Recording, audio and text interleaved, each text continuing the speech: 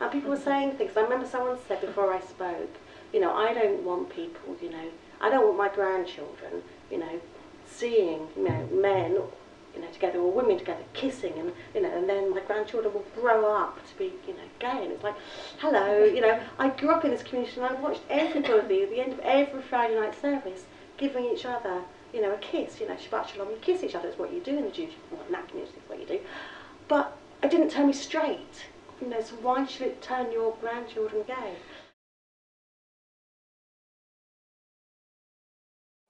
If it wasn't for London Friend, I wouldn't have been invited to go to one of their Saturday afternoon things. I wouldn't have seen that poster, Gay Pride volunteers. I thought, get there. But to me, it is a pilgrimage. It started, first booked on online, come to this point, booked on, given a t-shirt, shown where I was going to be. And got to a bit hit. I saw the rainbow flag for the first time. I absolutely burst into tears. I knew I was home. That was me. That's where I should be.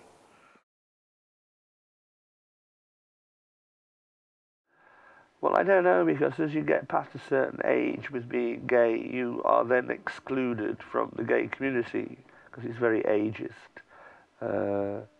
You're not going to be welcome in younger people's pubs and clubs and groups and so forth. And unless you're in the specific sort of areas like daddies and things like that, you're certainly not welcome on the commercial gay scene. There isn't a sort of a non-commercial gay scene as such in Tower Hamlets.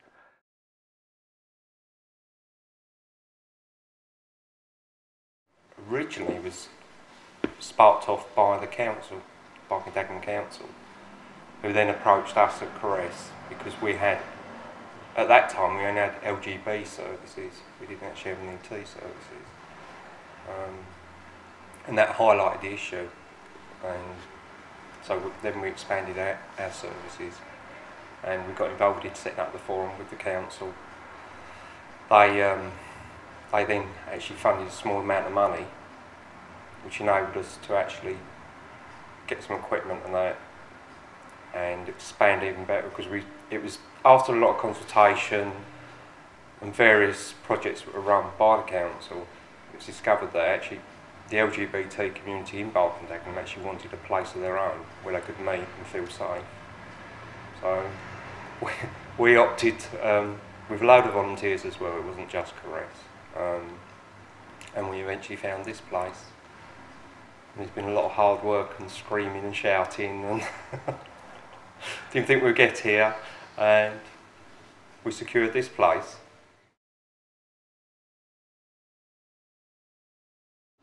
You know, I've lived in other areas of London and in other parts of the country where things do seem to be a lot further forward than they are here. But I think that perhaps goes across the board in Waltham Forest, that we're perhaps further behind in a lot of areas than we might like to be. But yeah, I just trying to keep on flying the rainbow flag.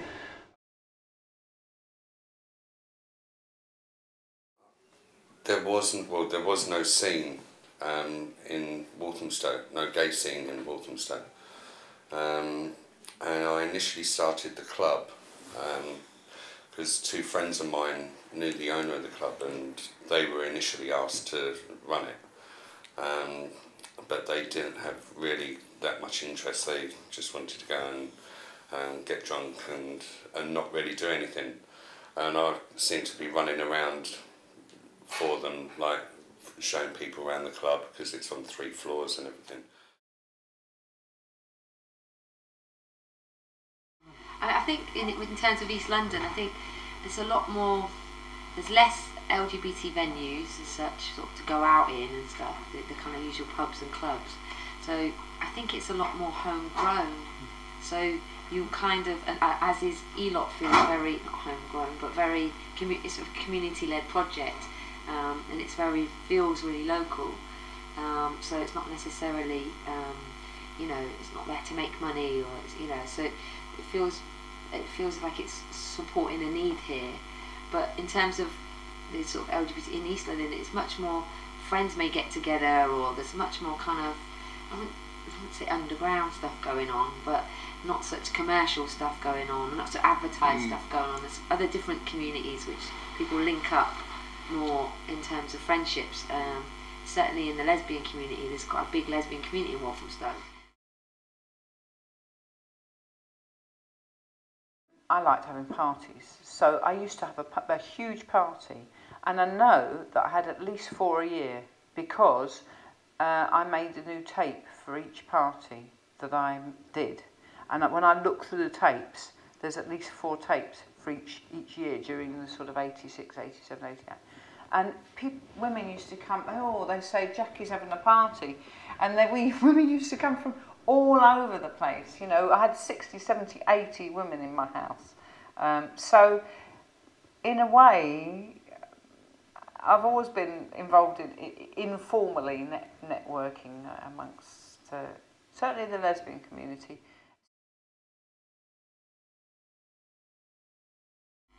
If you think of it as a village and a city, the West End seems to be the city of gay life, and the East End seems to be the village of gay life.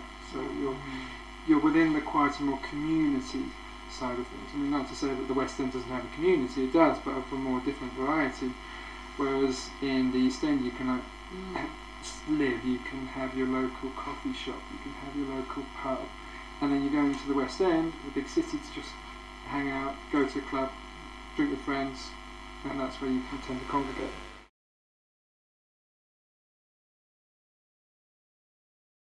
I think, generally speaking, for my own generation, that older gay people in the East End didn't meet with any opposition because the East End was so cosmopolitan and so theatrical. When you think of people like Flanagan and Allen, for instance, Joe Loss, the big musical, what was he, a band leader, people like that, all came from the East End. Lionel Bart came from the East End. His mother had a stall down Petticoat Lane. The fact that he was a raving queen, it didn't. He was, my boy's on the stage, my boy writes songs, you know. That was all that mattered. They wanted their children to get on, and it didn't matter. Even my little mother, she used to say, oh, I don't mind my daughter being masculine because she's a career woman. And that was her excuse for me walking around in a man's suit, because I was a role-playing dyke, of course.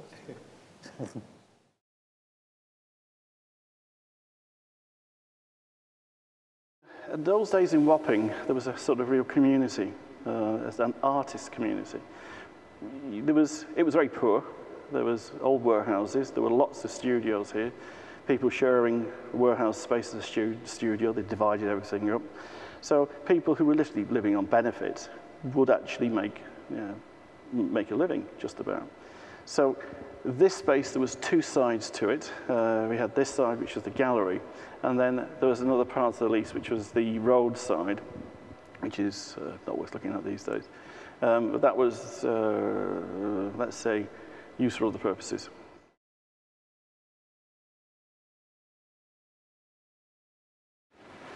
I never had any problems. As long as I've been living here, I've never had no problems. No, I don't know anybody or in the building a part of the only Sarah, a few people, that's all. And even, I don't know my neighbours, let's say like that. So, yeah, live my own life, don't go out that very often anyway. And that's it.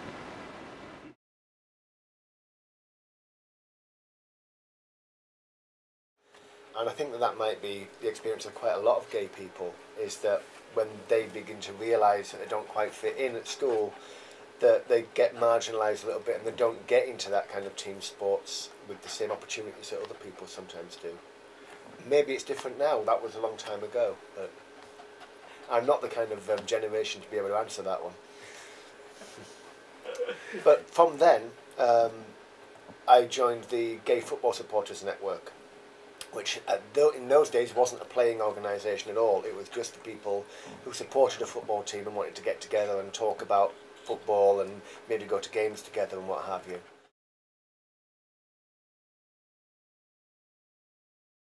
Left footers is good for that as well, because there's no hassle. You don't have to be a great player. Nobody's giving you coaching or direction. You just go down, the jumpers are on the floor, and everybody runs around like headless chickens and has a good time. It's really good fun. So that part of it I enjoy, especially with the gay side of it, because it's opened up it's extended, say, like a so-called football career, if you get what I mean. So that's good, that side of it.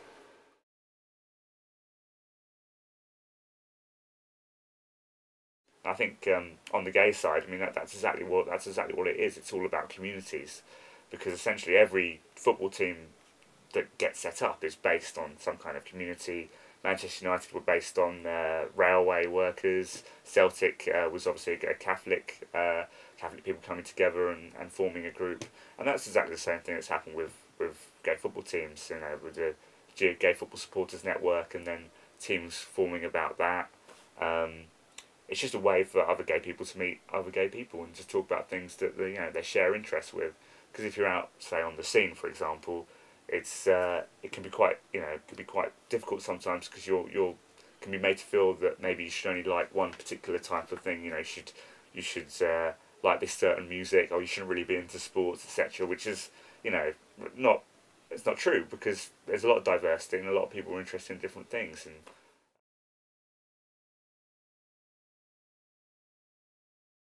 yeah, my experience of being gay, really, in East London or London as a whole, has been quite a weird one, I think, and probably because of the way I look, I suppose.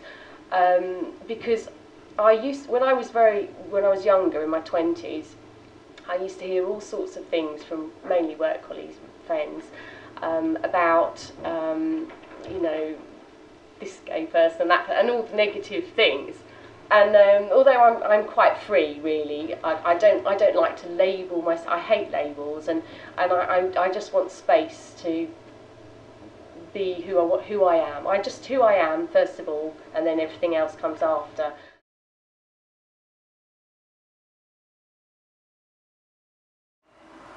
The most important things are happiness and other people's happiness, being able to do what you want to do without people pointing fingers or interfering.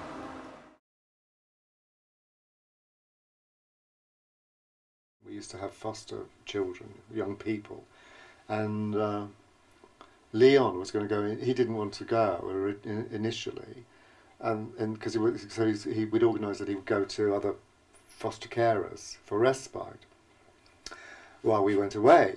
And then I went up into the loft and started to bring down all of the causes to go, all of these frocks to go to, and he looked at all of the sequins and the glitz, and it's like, oh, I want to come.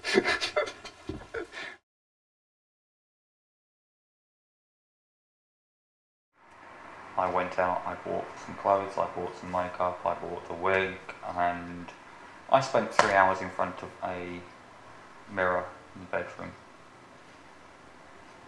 trying to produce what I saw as a natural makeup scheme. I didn't want to be Daniel Ariel, I did not want to be Lily Savage, I wanted to be me in colour. And it took me about 3 hours until I got the effect that I wanted. I walked out of the bedroom, realised I'd left my phone on the bed, walked back into the bedroom, picked the phone up, and as I looked in the mirror, just caught sight, and for the first time in my life I recognised the person looking back at me. My legs gave way and I sat on the bedroom floor and I cried for about 2 hours.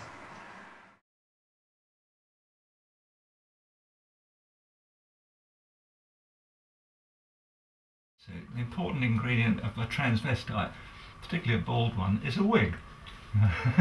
So that's the key ingredient. You know, you need. I mean, sometimes you can get away without a wig if you have a hat or a scarf, and that's fine. I do that sometimes as well. But so the makeup is just simple boots. Makeup you can buy. There is expensive beard covering creams that you can get. You can spend a lot of money on it if you want to. So there we are. That's oh, I have to do my nails, don't I? Oh.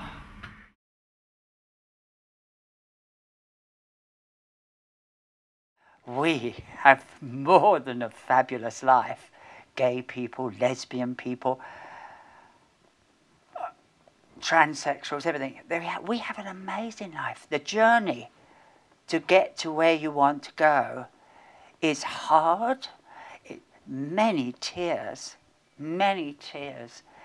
But when you reach it, you know, or you find a love, how wonderful is that? I would not change one bit of my life for any normal, so-called normal at all.